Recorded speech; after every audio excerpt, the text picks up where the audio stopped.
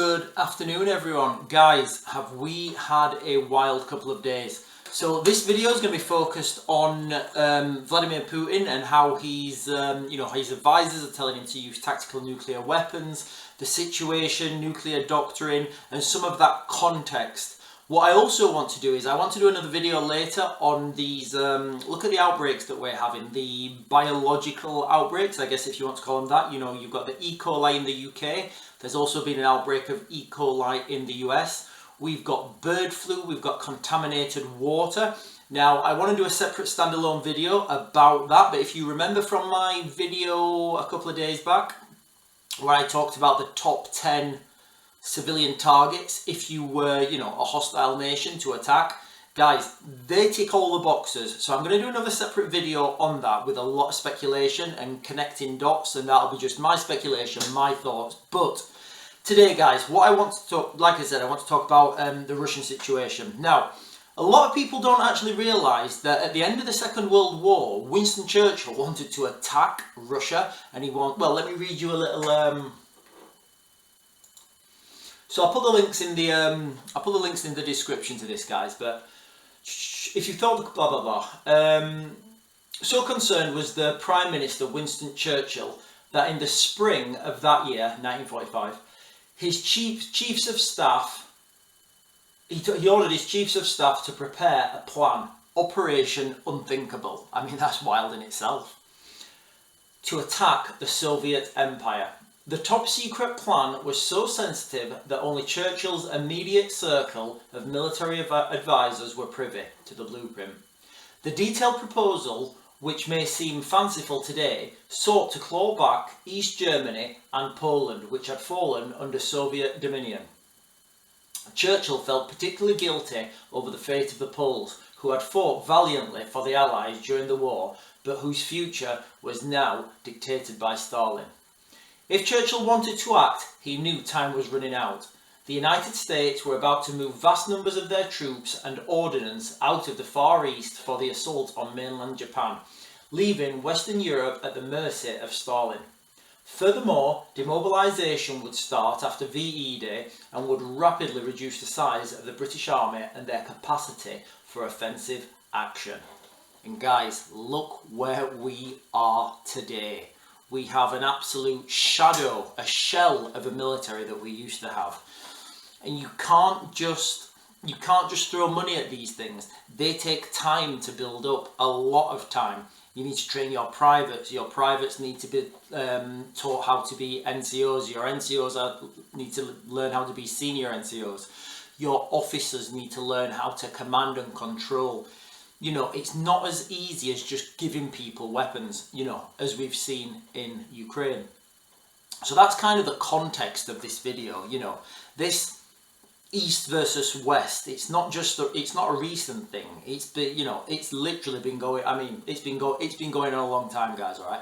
And when you think about empires rising and falling, the American empire has only been, it's still an infant empire. Look at the Roman Empire, how long the Roman Empire lasted, and all empires, they all implode. An outside enemy never destroys an empire. Look what's happening in America. It's all over social media, and people are saying that Joe Biden had a poo-poo in his panties. I don't know if that's true. There's a lot of people saying it. There's some videos out there, and you can kind of, you can kind of say, yeah, all right, he may have done that, but he also may not have. Guys, we're living in absolutely wild times. So, Vladimir Putin then. So Putin's advisors, they've been telling him to use a low yield nuclear weapon, a low yield battlefield nuclear weapon, and that would deter everyone. It would think, wow, you know what, we're gonna stop that. And their doctrine, their theory behind that is kind of like America using nuclear weapons in Japan, saying, right, we're going to use this massive bomb here. It's going to scare everybody. Japan's going to surrender. There's going to be, there's going to be no more loss of life. Let's just put it into context. How many American soldiers and Japanese would have died if America did a D-Day landing on Japan? Guys, the reality is those nuclear weapons, you could argue, devastating though they were, horrific though they were, you could argue they saved a lot more lives. But, you know, that's the way the Russians are looking at this at the moment. And, you know, Vladimir Putin's now being referred to as he's been sent by God to save the world, which is, you know, I mean, it's a good comment if you can get it. You know, I'd take it if I was him. But so that's the context, guys, of what's been happening in Russia. And you've got to look at this now. You know, they're talking about this on mainstream media. As wild as it seems for us here in the UK, as absolutely insane as it sounds, if like, I don't know, people, guys, I can't say this with a straight face. Guys, if somebody said, okay, Keir Starmer, you've been sent by God to save the world, as wild as that seems, guys, all right? This is happening now in Russia, and you've got the Russian propaganda machine, you know, churning and turning the public opinion in Russia, you know, on that side. And remember, it's not soldiers who win wars. Soldiers win battles. It's the, you know, it's the population that win wars. Look at the, look at the examples from Afghanistan. At the end, after 20 years in Afghanistan, nobody cared about Afghanistan, and look what happened there. You know, there were soldiers going out there, winning battles, doing a great job, but the reality is public opinion wasn't there in the UK. Nobody wanted that war, and, you know, look what happened at the end of it. It was an absolute, you know, for the British military, it was an absolutely brilliant tour. The British military did exactly what it was said on the tin. They did everything that was asked of them.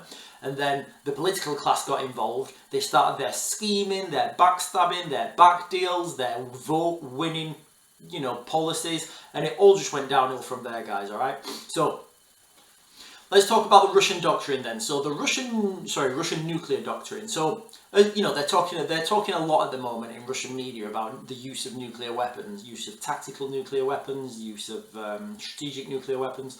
So Russian nuclear doctrine basically says that Russia will use nuclear weapons if there's a threat to Russian existence, you know, the Russian way of life. Now, you could argue that that's their borders, you know. Let me just read from a tab, actually, guys, what's being said.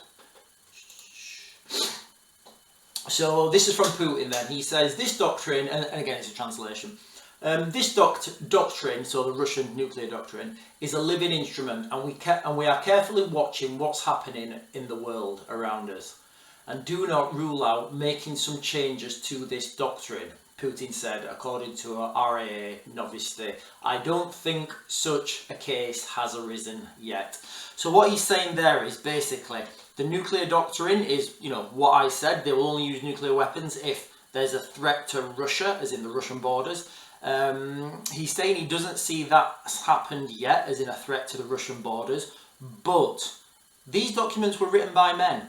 They can be written pretty quick, rewritten and edited by men pretty quick. So to me, it kind of doesn't really make any difference whether it's changed or whether it hasn't. What they would most likely do is fire the nuclear weapons and then announce the change of the, you know, of the doctrine, because it makes no point letting, you know, the Russians letting everybody know they're gonna fire it. So what we've got to think about as well now is the context of, you know, so keep that, you know, in the context. The Russian nuclear weapons will only be fired if there's a threat to Russian existence. What you've got now, because the what's been happening in Kharkiv, US, NATO allies are all using NATO weapons now to attack Russia mainland. And what we know from the Russian ambassadors are now saying that, you know, they know that this is NATO troops firing these weapons. You know that it's NATO troops operating these systems and providing targets. So, and again, whether we believe that, it doesn't matter, because it's the perception from the Russian side. If the Russians believe it, then they believe it. It's true to them. It doesn't matter how much we argue or go blue in the face.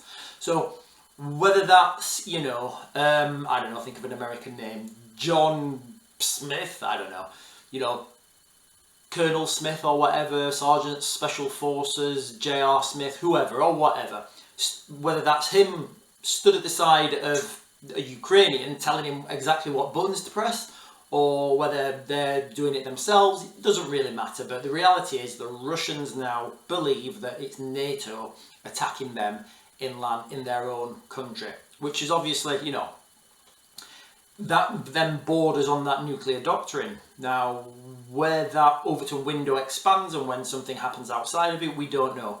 But remember, it's the perception of this, guys, all right? And the perception of nuclear deterrence is nobody wants to fire nuclear weapons. Now, it's not what you think. People say it's because of mutually assured destruction. But the reality is nuclear weapons decay over time. So whereas the Russians might claim to have, I don't know, the most nuclear weapons in the world, how many of them actually work? How many of them have actually got, you know, sufficient targeting computers? How many of them can be fitted sufficiently to intercontinental ballistic missiles? Do you know what I mean, guys? All these things that over time, you know, they decay, they break down, they stop working. I mean, look at the UK for an example. You know, one of the, you know, we pride ourselves on being a world nuclear superpower and, you know, and all the rest of it. When we went and did the nuclear test on the submarine, and again, this strikes me as very strange how they would let this air on media, that, you know, our own nuclear submarine, they fired a missile up and it just, boo! It just collapsed and it didn't work. It was a ridiculous embarrassment. And so, you know, Britain, according to the world, only have broken nuclear weapons, and we telegraph that to the whole world.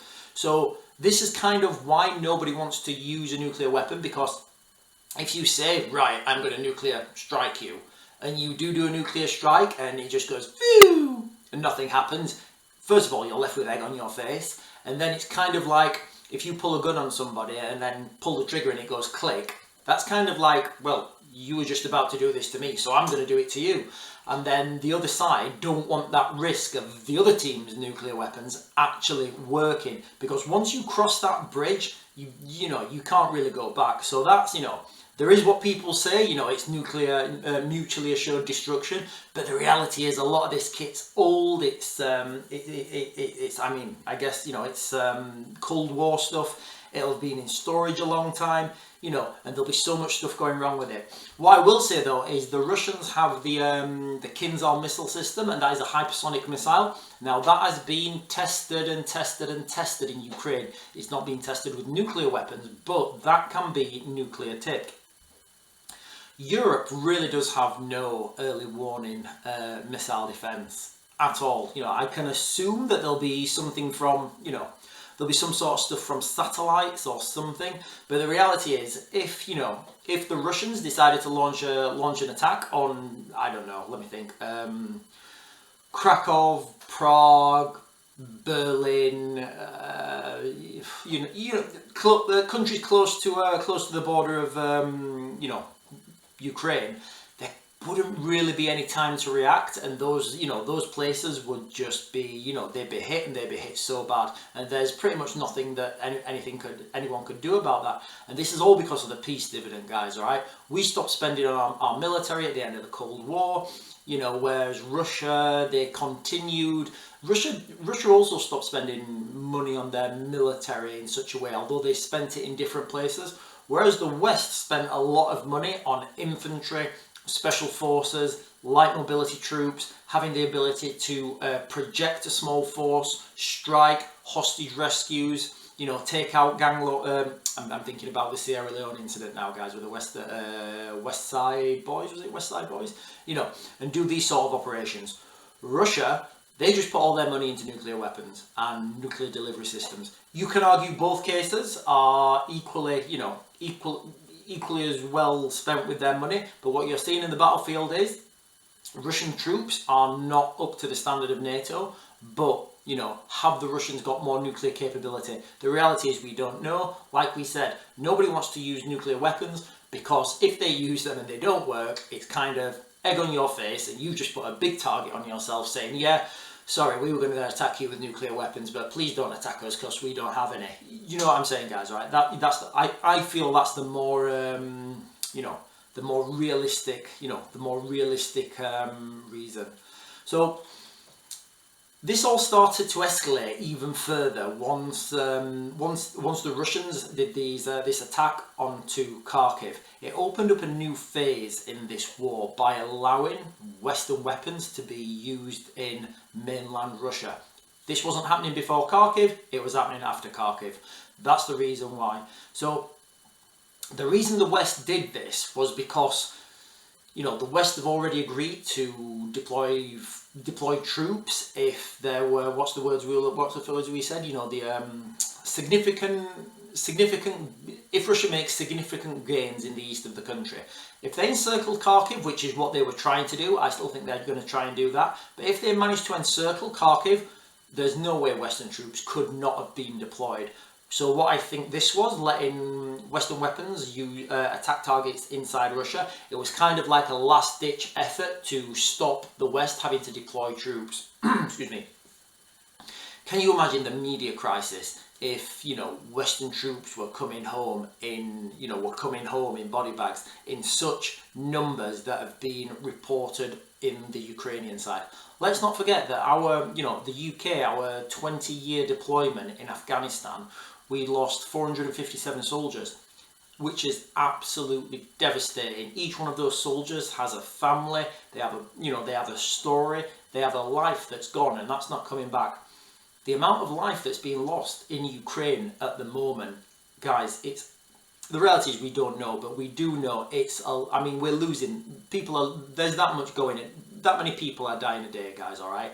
It's huge. So you can imagine, you know, soldiers coming back in these numbers, how Western media would be reporting on this, you know, and where we would go. It would be an absolute disaster for whatever government sent these troops forwards. So, you know, now as we are though, NATO weapons are being used regularly inside Russia.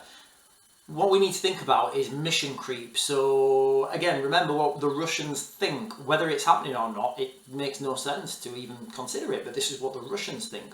So the Russians think that they are that it's Western troops now, NATO forces, actually using these weapons. So keep that into context when we're going through this now, guys, okay? So Western weapons operated by Western operators being used inside Russia. Think of the mission creep. Okay, right, guys, you can only fire 10 kilometers. But there's a bad guy 11 kilometers. All right, that one's fine. Okay. Well, there's another one at 11 kilometers. All right, okay, that's fine. Well, what about him? He's 12 kilometers. Right, go on then. You see what I mean, guys? Mission creep, slowly, red lines. And as soon as this has been normalized, they're going to start to have further strikes. And what I feel they'll do with this now it's started to be used, they will strike targets deep into Russia, and then they will cover this up with a mass bombing of using Ukrainian drones or something. So you send the drones out first because they're slower, and then once the drones are obviously you can time this. Once the drones are ready and the missile's ready, you send the missile does a perfect strike, takes out the target, and then the drones land everywhere just to murky the water, so it looks like it's actually a Ukrainian drone strike. So that's where I feel, you know, we're going in this conflict. Remember, Russians are going to have red lines. What they are, I don't know. Only I guess only Vladimir Putin and his closest circle will know what these red lines actually are. I think once these red lines are crossed, the Russians are going to fire back with a tactical nuclear weapon. I do really see this as imminent. I don't want to put timers on things, but if we look at what we said previously about the Andrew Bridgen video, if we go with that if we use that as our basis for comparison, war will be declared July, August, maybe a little bit later. So let's keep that September window. I don't think we're going to get to the end of the year without a tactical nuclear weapon being used. Remember, Russia's now started to send weapons to Western enemies to arm them. That was terribly Yorkshire. To arm our enemies. What does this mean? Well, it means that there's going to be more war fronts open up, because what we found is it doesn't matter how many soldiers you've got in your best special forces who can, abseil out of a window and do a backflipping hatchet attack or whatever. The reality is this conflict is going to be a war of industry. It's going to be a war of supply chains. It's going to be a war of logistics. And it's going to be a war of raw materials.